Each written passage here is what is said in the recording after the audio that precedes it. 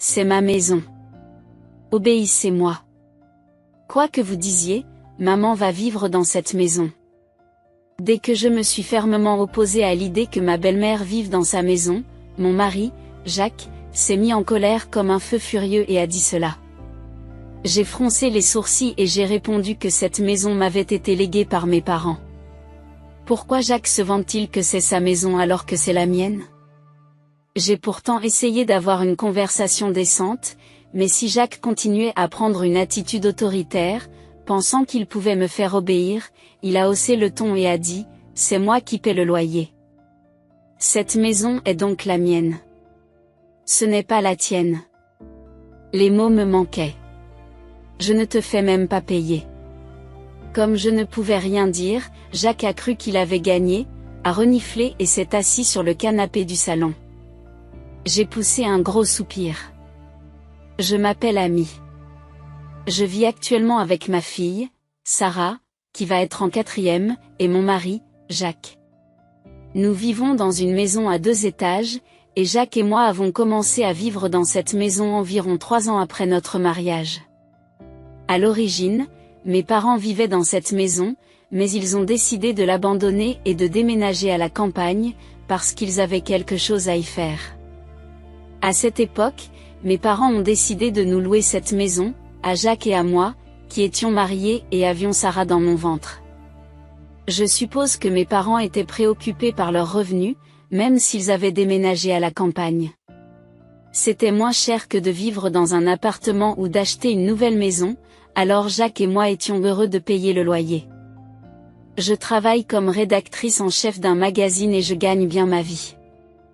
À l'origine, j'étais rédactrice en chef d'un magazine de mode, mais on m'a maintenant confié la rédaction en chef d'autres magazines. J'ai toujours aimé réfléchir à l'écriture et à la conception des magazines. Et ce travail est donc pour moi une véritable vocation. À propos, j'ai rencontré mon mari, Jacques, au travail, lors d'une réunion. Il était photographe. Son style consistait à photographier tout ce qu'il trouvait beau, qu'il s'agisse de paysages ou de personnes, et à demander ensuite que cela soit publié dans un magazine.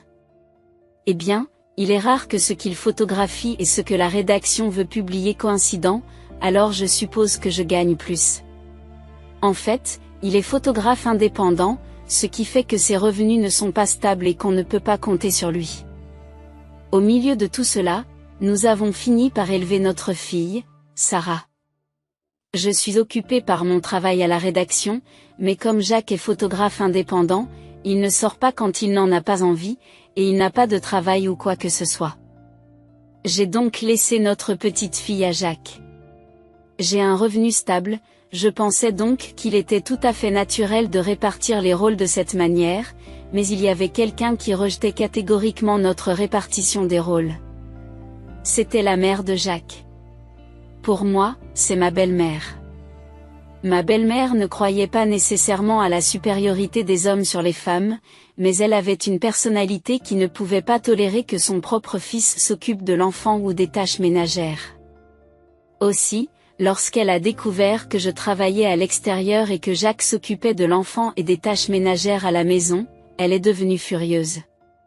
Pourquoi mon Jacques fait-il tout le travail de sa femme alors qu'elle est en train de faire une pause? Cela m'a surpris. Jacques vivait à la maison jusqu'à ce qu'il m'épouse, ma belle-mère aurait donc dû savoir qu'il était photographe indépendant et qu'il n'avait pas de revenus stables. Cependant, il semble que le montant des revenus de Jacques n'ait pas d'importance pour ma belle-mère. Ce qui lui importait, c'était de savoir si son précieux fils unique ne traversait pas une période difficile. Excusez-moi, je ne fais pas que prendre une pause à l'extérieur. Je travaille dur dehors tous les jours. Je demande à Jacques de s'occuper de Sarah pendant mon absence. Lorsque je suis rentrée à la maison après avoir terminé mon travail, ma belle-mère m'attendait comme une statue dans l'embrasure de la porte, et j'ai été très surpris. La maison de ma belle-mère se trouve à 3 heures de route, je pensais donc qu'elle ne viendrait pas si facilement. Mais elle devait s'inquiéter pour son fils Jacques. Dès qu'elle est venue chez nous en mon absence, elle a commencé à me faire la morale. Tu sais, Même si tu dis que tu travailles à l'extérieur, tu es marié à Jacques, n'est-ce pas? Tu dois penser à Jacques en premier, tu sais?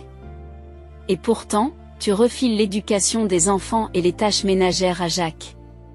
Si cela devait arriver, vous n'auriez pas dû avoir d'enfant.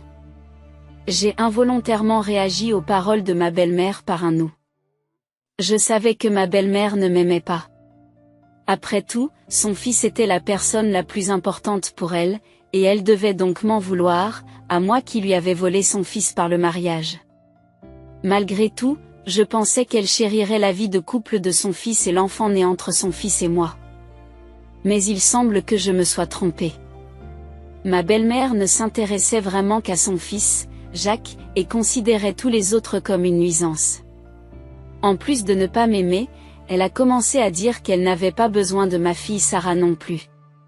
Finalement, elle a souri et a regardé vers le salon où se trouvait Sarah, en disant, « Si tu continues à embêter Jacques, nous devrions peut-être envisager d'envoyer Sarah quelque part pour qu'elle soit adoptée. » Ces paroles m'ont immédiatement irritée et je lui ai dit clairement de partir. Ma belle-mère, qui ne m'aimait déjà pas, a froncé les sourcils et m'a dit, « Qu'est-ce que tu dis à la mère de ton mari ?» Mais je lui ai pris le bras et lui ai dit, « Belle-mère ou pas, tu fais adopter ma chère enfant. Nous ne voulons plus vous fréquenter, alors partez. » Je l'ai ensuite emmenée dehors, je l'ai escortée jusqu'à la porte et j'ai immédiatement refermé la porte derrière moi. Elle a fait des histoires devant la maison pendant un moment, mais je l'ai ignorée.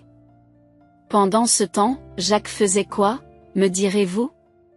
Eh bien, depuis que sa mère est venue, il lui a tout laissé, y compris s'occuper de Sarah et des tâches ménagères, et lui-même dormait profondément dans son lit. Il semble que sa mère se soit dit, « Pourquoi dois-je faire le travail de ma femme ?» Elle n'a pas fait de ménage et a complètement négligé les soins de Sarah. Je me suis précipitée vers Sarah et j'ai préparé le dîner pour elle. Pendant que Jacques dormait encore, j'ai appelé mon beau-père. Contrairement à ma belle-mère, qui n'estimait que son fils et n'écoutait pas l'avis des autres, mon beau-père était une personne raisonnable. Lorsque je lui ai raconté comment ma belle-mère avait fait irruption dans notre maison, m'avait fait des sermons absurdes et m'avait même dit de faire adopter Sarah, il a été aussi furieux que moi et est venu la chercher sur le champ. « Tu n'as plus à t'occuper de la famille. Je vais m'assurer que ma femme reste loin de cette maison aussi, » a dit mon beau-père, en attrapant sa femme par la peau du cou, qui criait, « Pourquoi faut-il qu'on me crie dessus? Cette femme a épousé Jacques, n'est-ce pas? Alors elle devrait servir Jacques et écouter ce que je dis aussi, et il l'a mise dans la voiture. Ça suffit. Tu veux faire de ton propre fils un bon à rien? Notre petit-fils vient de naître, et maintenant tout est gâché à cause de toi, s'est emporté mon beau-père. Bien sûr, mon beau-père veut aimer son petit-fils. Néanmoins, si mon beau-père a dit qu'une interaction minimale avec la famille était acceptable, c'était probablement pour nous protéger. Sarah et moi. Je ne peux que remercier mon beau-père. Ensuite, nous avons cessé de voir ma belle famille aussi souvent, aucun incident majeur ne s'est produit, et lorsque Sarah est entrée en 4e, quelque chose s'est produit. Mon beau-père était décédé. Il se plaignait de ne pas se sentir bien depuis plusieurs jours et il se rendait à l'hôpital lorsqu'il a perdu connaissance. Il a été transporté d'urgence à l'hôpital, mais il semble que la chance n'ait pas été de son côté. Soudain, la mort de mon beau-père m'a attristée. Bien sûr, Jacques, qui avait perdu son vrai père, était également triste. Et même si elle n'avait pas eu de contact avec la famille, Sarah, qui avait continué à correspondre avec son grand-père en 4e, était très bouleversée. Comme ils étaient correspondants, Sarah était peut-être plus triste que moi. Après tout, je ne pouvais pas m'empêcher de penser, qui va arrêter ma belle-mère maintenant? C'est triste que mon beau-père soit décédé, mais le fait qu'il n'y ait plus personne pour arrêter cette belle-mère imprudente et haineuse qui nous déteste, Sarah et moi, est très effrayant. À l'avenir, ma belle-mère pourrait entrer en trombe dans notre maison. Après tout, jusqu'à présent, même si elle essayait de venir chez nous, mon beau-père avait géré l'argent de façon stricte pour qu'elle n'ait pas de frais de voyage, et l'avait même obligé à renoncer à son permis de conduire. Mais maintenant, l'héritage de mon beau-père est le sien, et il n'y a personne pour lui dire comment utiliser cet héritage. Il semble que mes craintes se soient réalisées lorsque ma belle-mère s'est approchée de nous à la fin de l'enterrement, alors que la famille se rassemblait, en déclarant « Je vais bientôt emménager dans votre maison ». Certes, mon beau-père étant décédé, ma belle-mère vivra seule dans sa maison. Mais malgré cela, je ne peux absolument pas accepter de vivre avec ma belle-mère qui nous considère, Sarah et moi, comme des nuisances. D'autant plus que Sarah est dans une période sensible de l'adolescence, puisqu'elle est en 4e. Je suis désolée, mais la cohabitation est impossible. J'ai refusé fermement et ma belle-mère m'a regardé comme si elle allait me cracher dessus. Puis elle a posé sa main sur le bras de Jacques et lui a dit d'une voix frêle et âgée, « Jacques, tu as vraiment épousé une femme au cœur froid, n'est-ce pas? Je veux te parler seul à seul. » Elle a ensuite séparé Jacques de nous. À côté de moi, Sarah a poussé un grand soupir et a dit, « Grand-mère est vraiment une personne pénible. » C'est ce que grand-père disait dans ses lettres. Si c'est bon pour elle, elle ne se soucie pas de ce qui l'entoure. C'est pour ça qu'il y a des problèmes depuis longtemps. En disant cela, Sarah se contente de hausser les épaules. Autrefois, Sarah était attachée à Jacques, qui s'occupait d'elle, mais depuis peu, elle semble avoir compris que c'est moi qui gagne de l'argent et qui subvient aux besoins du foyer. Elle me préfère désormais à son père. Jacques voit toujours Sarah comme une petite fille, alors je suppose qu'il est logique qu'ils ne s'entendent pas, puisque Sarah veut grandir rapidement. Et, Sarah, maman pense vraiment qu'il est impossible de vivre avec ta grand-mère. Mais si papa et grand-mère ignorent ce que je dis et essaient de vivre ensemble dans la maison? Lui dis-je, hésitant à lui raconter toute l'histoire. Car ce que je m'apprête à dire est un sujet lourd pour une collégienne comme Sarah. Compte tenu des sentiments de Sarah, j'ai également pensé que prendre une telle décision pourrait être une erreur. Cependant, Sarah semblait plus mûre que je ne le pensais, et elle m'a dit, « Si tu veux divorcer de papa, je vais certainement t'accompagner, maman. » Il semble que Sarah ait immédiatement compris ce que j'essayais de dire à propos de la possibilité de divorcer de son père. De plus, j'étais vraiment heureuse que Sarah ait dit qu'elle se rangerait de mon côté. Mais comme ma fille est au collège, j'ai pensé qu'il serait préférable de garder la famille unie jusqu'à ce que Sarah obtienne son diplôme universitaire. Mais il semble que Sarah ait également remarqué mon hésitation. « Tu sais, maman, je pense que tu peux partir si tu ne le supportes pas. Et je ne supporte pas grand-mère non plus, alors si rester avec papa signifie avoir grand-mère près de nous, je pense que le divorce est la seule option, » dit Sarah avec fermeté, indiquant sa volonté de quitter son père. Je pense que la dernière fois que Sarah et ma belle-mère se sont rencontrées, c'était quand Sarah était toute petite, alors peut-être se souvient-elle de l'attitude désagréable de ma belle-mère à l'époque? J'ai découvert pour la première fois que Sarah n'aimait pas du tout ma belle-mère. Tout en étant surpris, je me suis dit que c'était vrai. Vivre avec une telle personne serait pire pour Sarah que de divorcer. Mais Jacques, qui avait parlé seul avec ma belle-mère, semblait avoir une toute autre idée, et dès que nous sommes rentrés à la maison après l'enterrement, Jacques m'a dit, « Je vais vivre avec maman. » Mais mon opinion n'a pas changé depuis le temps. Je refuse catégoriquement. Vivre avec sa mère, même si le monde bascule, c'est impensable. Même si je refusais fermement de vivre avec ma belle-mère, Jacques m'a jeté un regard noir, disant qu'il ne pouvait pas reculer parce que c'est sa mère. C'est ma maison. Obéissez-moi. Quoi que tu dises, je vais faire en sorte que maman vive dans cette maison. Cela ressemblait plus à un ordre adressé à moi, sa femme, qu'à une demande de vivre avec sa mère. Peut-être que lorsqu'il parlait seul à sa mère, celle-ci lui a dit quelque chose comme « Fais obéir ta femme ?» Cela lui ressemblerait. J'ai froncé les sourcils en entendant cela et j'ai dit. C'est la maison que j'ai héritée de mes parents. Pourquoi mon mari agit-il comme si c'était sa maison alors que c'est la mienne? Mais alors que j'essayais d'avoir une conversation correcte, mon mari a adopté une attitude agressive, comme s'il pouvait me contrôler en agissant de la sorte, en élevant la voix. C'est moi qui paie le loyer. Alors cette maison est la mienne, pas la tienne. Je suis restée sans voix, même si ce n'est pas lui qui paie. Alors que j'étais incapable de dire quoi que ce soit, mon mari, pensant peut-être qu'il en avait une, a reniflé et s'est lourdement assis sur le canapé du salon. J'ai poussé un gros soupir. Pourquoi Jacques a-t-il l'impression que c'est lui qui paie le loyer de cette maison? De plus, je loue cette maison à mes parents et c'est moi qui ai conclu le contrat. Dans cet accord, Jacques est considéré comme un étranger. Et la seule contribution financière de Jacques chaque mois est l'épargne de Sarah. Comme vous le savez, Jacques est photographe indépendant et n'a pas de revenus stables. J'ai donc pensé qu'il serait risqué de lui laisser la responsabilité des choses qui doivent absolument être payées chaque mois, comme les courses et les factures d'électricité, et je lui ai plutôt dit de mettre de l'argent dans l'épargne pour Sarah, qui n'a pas besoin d'être payée chaque mois, mais qu'il serait préférable d'épargner. Je pense que Jacques a versé 3 cents à 5 cents dollars par mois sur ce compte. Peut-être pense-t-il qu'il s'agit du loyer? En pensant cela, j'ai secoué la tête et j'ai dit, non, non. Il n'est pas possible qu'il fasse un tel malentendu, me suis-je dit.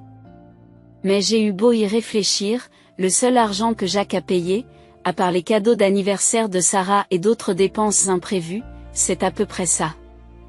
Le loyer est quelque chose qui doit être payé tous les mois, alors il n'est pas possible qu'il confonde cela avec le loyer. Qu'est-ce que cet homme a bien pu comprendre de travers? Me suis-je dit.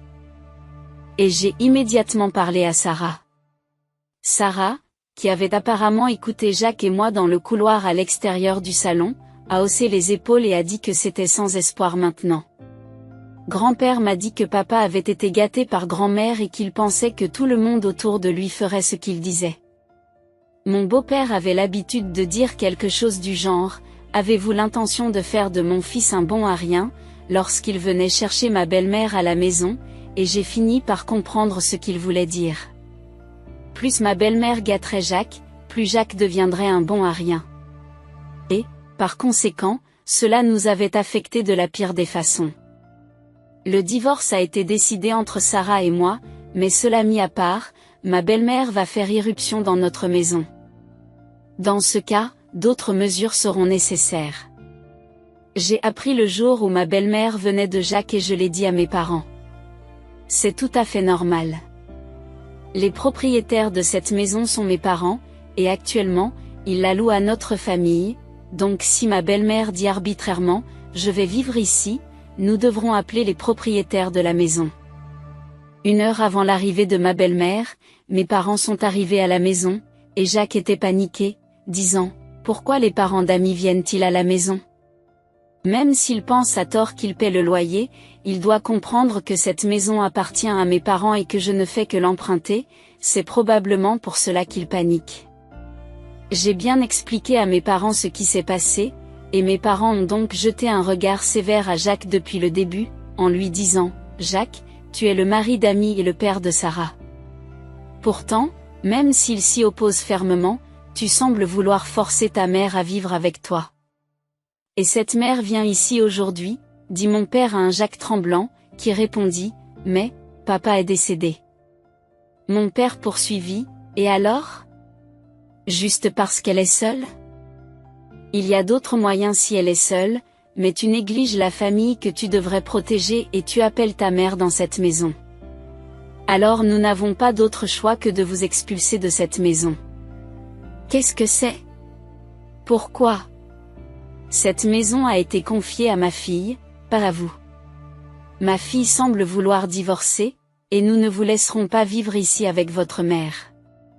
Jacques m'a regardé avec surprise, mais a rapidement reniflé. C'est moi qui paie le loyer, comment pouvez-vous permettre cela? Mais la réalité était différente. Mon père a soupiré et a dit, j'ai reçu le loyer de ma fille tous les mois. Je ne l'ai jamais reçu de toi, et les yeux de Jacques se sont écarquillés. J'ai dit à Jacques, Se pourrait-il que tu aies cru que tu transférais de l'argent sur le compte de mon père, alors qu'en fait tu le mettais sur le compte de Sarah? Jacques a commencé à se tenir la tête sur place, se remémorant ses actions au moment du transfert. Il s'est finalement rendu compte que le compte sur lequel il avait versé de l'argent n'était pas celui de son beau-père, mais celui qu'il avait ouvert pour sa fille. Mes parents et moi-même avons été abasourdis par cette série d'actions. Au bout d'un certain temps, sa belle-mère est venue chez nous. Elle est arrivée de bonne humeur, mais en voyant mes parents l'attendre comme des sentinelles à la porte d'entrée, elle est soudain devenue nerveuse. Lorsque mes parents ont parlé du divorce entre Jacques et moi, la belle-mère s'est réjouie en disant « Enfin, Jacques est libéré de cette horrible femme », mais lorsqu'ils ont expliqué que Jacques serait immédiatement mis à la porte parce que la maison ne lui appartenait pas, elle a pâli et s'est exclamée « Quoi ? J'ai vendu ma maison. Je pensais que nous pourrions vivre ici. » Bien qu'elle ait dit cela, mon père et ma mère ont catégoriquement refusé de la laisser entrer, et finalement, elle s'est effondrée en pleurs et s'est enfuie quelque part. Jacques a lui aussi couru après sa mère. Pendant leur absence, nous avons appelé un serrurier pour changer les serrures. Désormais, ni la mère de Jacques ni Jacques ne pourront entrer dans la maison sans que nous le sachions. J'ai immédiatement demandé à un avocat de procéder au divorce et je suis devenue une mère célibataire.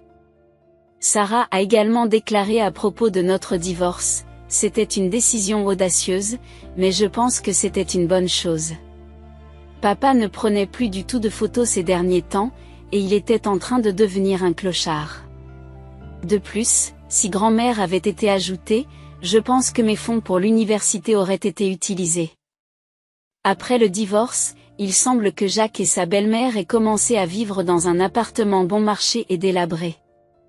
La belle-mère, se rendant compte qu'ils ne peuvent pas vivre des revenus de Jacques, travaille maintenant assidûment à temps partiel, mais un jour, cette vie s'effondrera. Ce ne sont pas nos affaires. Pour l'instant, ma fille et moi vivons heureux.